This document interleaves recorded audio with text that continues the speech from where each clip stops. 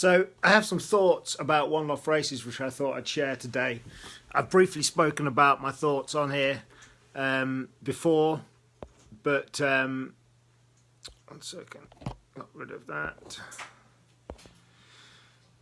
I've spoken about one-off races briefly. I personally am a big fan of one-off races. I think they have the ability to bring new people in to the sport. I think they're a bloody great thing for the sport. I remember when the first South African race happened, I was lucky enough to go to the lofts on the first year of the South African race. And at the time, it was a bloody big struggle for the organisers because it was something completely different. And then you had a whole bunch of people arguing that it wasn't real pigeon racing and it wasn't right. But over a period of 25 years or 20 years, whatever it's been, people have ultimately changed their minds and have become more popular.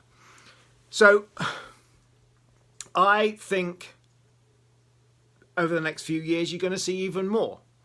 And I think you're going to see them more organised, more professional. There's some really good professionally organised races already. My personal plan is that I'm going to get a good stock loft. Eventually it'll be a breeding stud together. I simply haven't got the time to race. And to a degree, I haven't really got the inclination. And I want to race in one-off races. So I want to breed. I want to be able to breed birds and put them into one-off races. And I think if you look at where it's at now, I think there's going to be a lot more that is going to happen. I think you've got the ability to not just race young birds into one-off races. You've got the ability to race older birds, yearlings and so forth. I was speaking to somebody yesterday that said in China that they do regular one-off races on a weekly basis, not just hotspot races. And I think also from a point of view of bringing new people into the sport, I think they're the biggest chance that we've got to be able to bring new people in.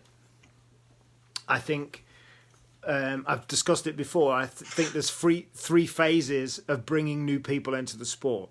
Ultimately, the main goal is to get as many people keeping and racing birds as much as possible. But I think we've got to be realistic in our expectations, numbers-wise, to how many people we're actually going to be able to get to do that. I think the second phase, which is what I fit into, the second goal or group of people, is getting people to keep birds, but only getting them into one-off races and racing in them one-off races. And then there's a third group.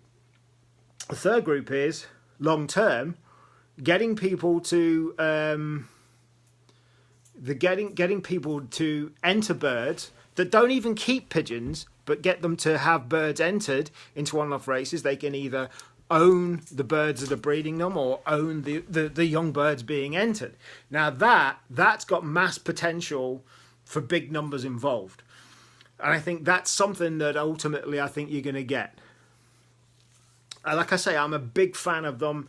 That's going to be my long-term goal, is to get a decent breeding stud together to be able to just put birds into one-off races. And I think if you look at them being able to use one-off races to be able to get more people involved in the sport, I think that's the best way of going.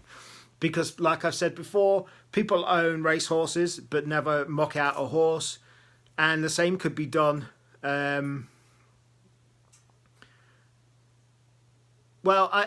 Greg, maybe you're right. They don't put anything back into the sport. But ultimately, what you've got is, if you've got people that are entering one-off races that don't own pigeons, a proportion, maybe it would be a small proportion, but a portion of them would start keeping birds themselves.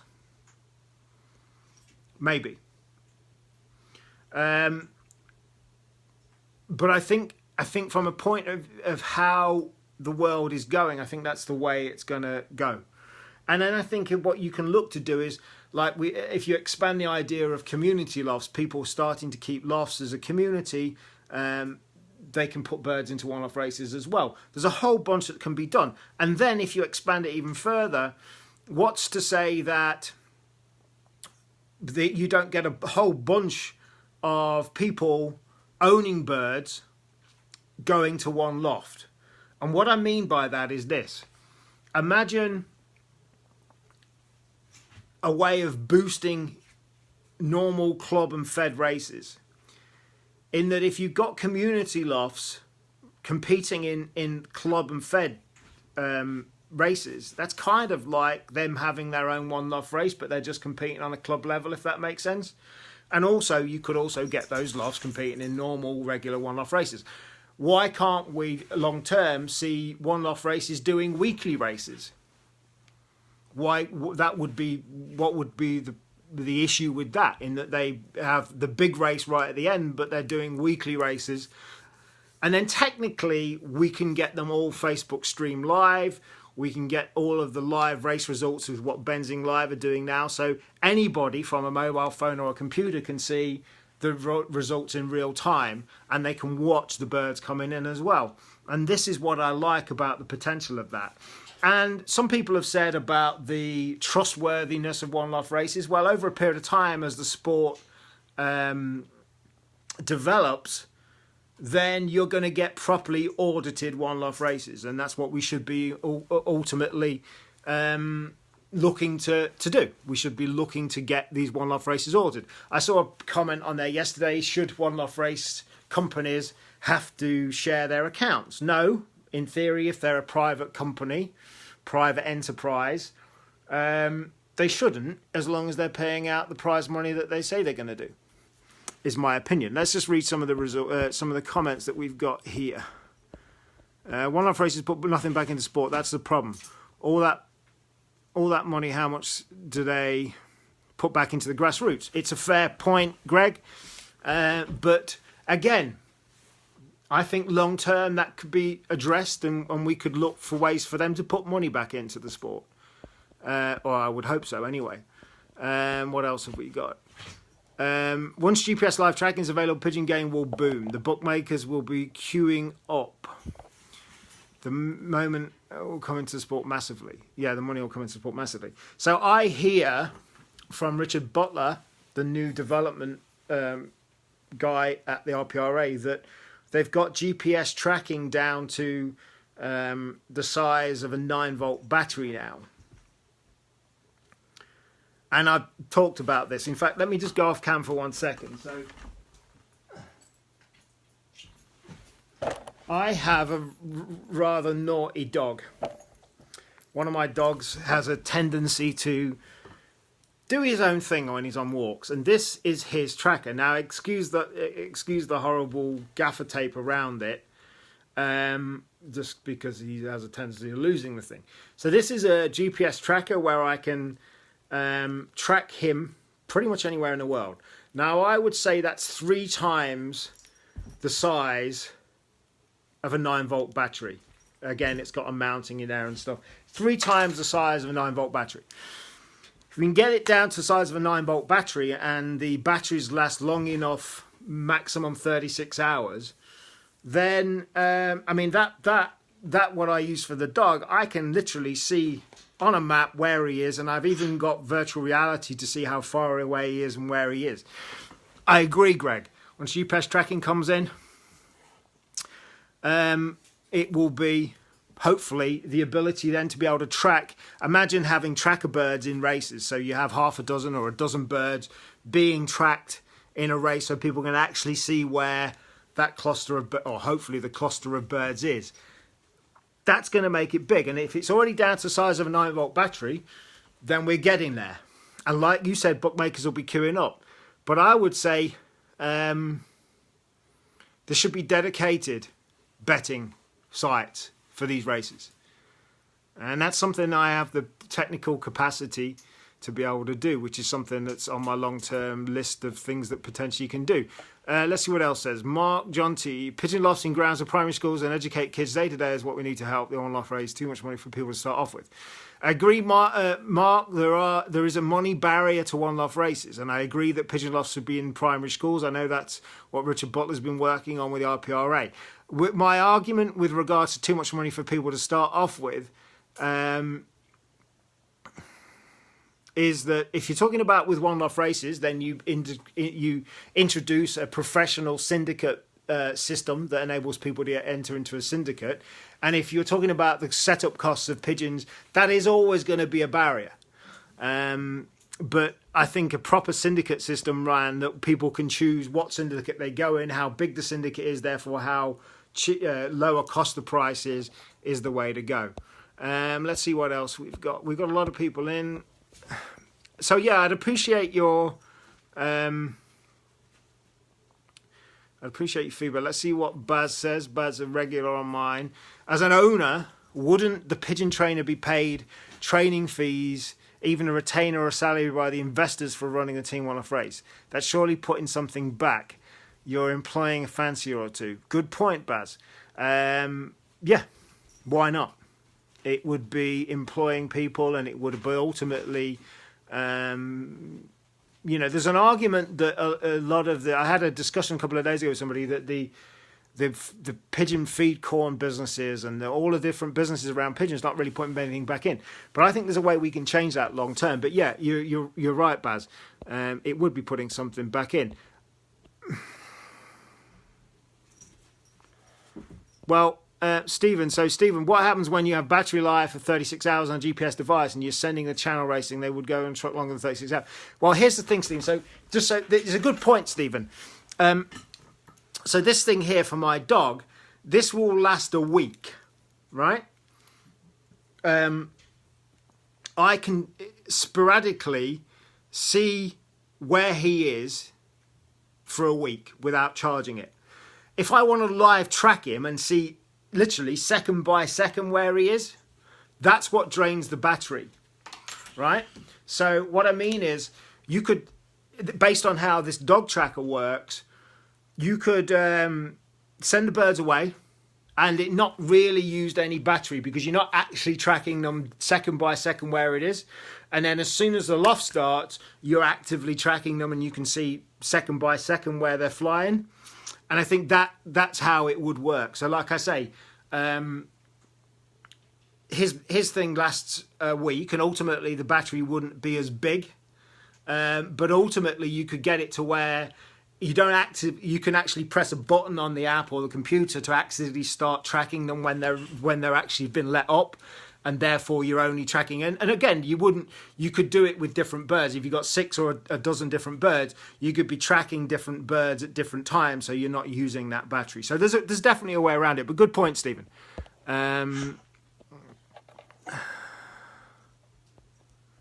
So I've just got rid of 1 second. John. How many birds are left at the end of the season? Less than 50%. How much do the average fanciers who enjoy the sport get their enjoyment? One-off races for guys with fat pockets. Listen, John, I'm not saying one-off races for everybody. I'm not saying it's going to replace pigeon racing. I'm saying we're looking at, which is what I've been doing, how we can get new people in. I think it's a way of getting new people in en masse. I disagree with the fat pockets thing. If that's slightly true now, and like I said, the idea of entering a syndicate with different numbers of people involved in the syndicate is a way of reducing the cost. And I think if a site was to be done or an organisation to actually introduce the syndicates properly, and I know the syndicates out there already. So the syndicating entries is a way of lowering the costs. And then I think down the line, one-off races could be, why does it have to be for big money? Like in China, they're racing every week the same one-off races. So why couldn't we have over here different one-off races, and it's literally a $5 or a $10 a week to have that bird entered in? And if you don't want to enter your bird in that week, somebody else can do it. There's lots of different ways, thinking outside the box, of being able to get this to where we do lower it. And it doesn't have to be for big money and big entries. If you've got birds flying to one-off races every week, and that entry fee for that week is a $5 or a $10 or whatever it may be, not that much different with the cost of keeping your pigeons yourself. And again, it's not for everyone. It's not for everyone. What else have we got?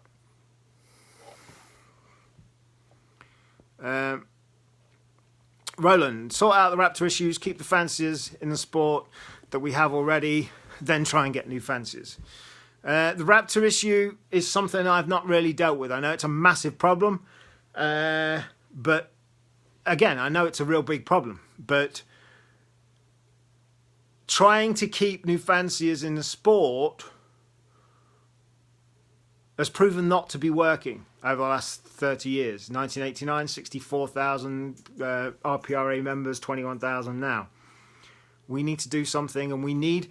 And again, how many new people? Let's say we went all out to get new people, keeping pigeons, racing pigeons in club and fed level every week. How many new people can we realistically get? Could we realistically get it back up to 60,000 in England and Ireland? I don't think so, if I'm really honest. And I honestly think one-off races, because the time constraints of keeping birds and racing them well, I think it's a good way of getting the masses involved and bringing more money into the sport. Because it would. The more of these things, I'm talking long-term vision, are entered. Imagine this. Imagine around, let's just say the UK. Imagine you've got 30 or 40 one-off races happening every single week. And really, those one-off races, if you want to look at it, are an extension, are a syndicated loft, or a community loft, or a loft of birds that are owned by various people. And imagine then, if birds in that loft that are owned by various people are entered into the normal club and fed races. So really, practically, let's say you've got X amount, you could be 20, 30, 40, 100, 200 lofts in the UK that are running individual one-off races. They're either community lofts, or they're birds owned by different people, or they're birds collectively owned by people. Imagine then that all of those birds are sent to the races. Imagine how many more birds would be sent to club and fed races on any given week compared to what there are now. Imagine long term how much that would boost up the numbers, and ultimately what that would be putting back into the clubs, and ultimately putting back into the sport. There are ways of getting long-term one-off races radically shifted from what they are now to where they're not the big money things, but actually you've got people running one-off races all around the country, all around the world, and it's a £5 or a £10 or whatever to enter a bird into it on any given week. These are just some ideas, but there is a way of integrating it to where money is hitting the clubs and the feds directly, because you could down the line get one-off race lofts based all around the country, and people own birds within them lofts. Let's see what else we got. We've had some good feedback on this. I'll check out that YouTube link. I'll check out the YouTube link after. I don't know how I've turned my camera around. That's a bit of a screw up. How did I do that, and how do I get it back?